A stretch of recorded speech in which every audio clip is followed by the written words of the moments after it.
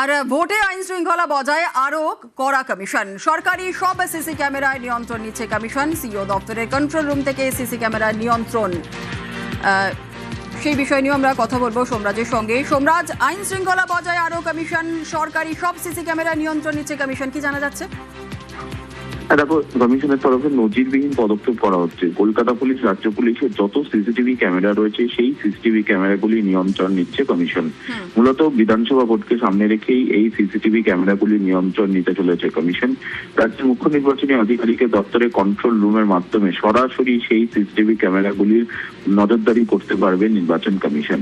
Vote চলাকালীন সময় বা ভোটের কয়েকদিন আগেই, অর্থাৎ 3 দিন আগে থেকেও, যাতে কেউ কোনো রকম অভিযোগ করলে সঙ্গে সঙ্গে তা চিহ্নিত করা যায় বা কেউ কোনো গন্ডগোল করলে যাতে সঙ্গে সঙ্গে তা চিহ্নিত করা যায়, সেই জন্যই এই সিসিটিভি ক্যামেরাগুলি নিয়ন্ত্রণ নিতে চলেছে কমিশন, যাকে নজিরবিহীন পদক্ষেপ হিসেবে দাবি করা হচ্ছে। তার কারণ, সাম্প্রতিক সময়ে কোনো ভোটে রাজ্য পুলিশ বা কলকাতা পুলিশের সিসিটিভি ক্যামেরা বা সংশ্লিষ্ট বিধানসভাগুলির সিসিটিভি ক্যামেরাগুলি নিয়ন্ত্রণ নেয়নি কমিশন। এই প্রথম নজিরবিহীন ভাবে নির্বাচন কমিশন রাজ্য সরকারের সব সিসিটিভি ক্যামেরা নিয়ন্ত্রণ নিচ্ছে কমিশন।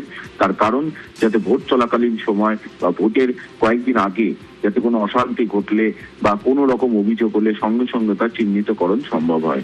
একেবারে সোমরাজ, সঙ্গে থাকো, আর একটি আপডেট নেওয়ার আছে।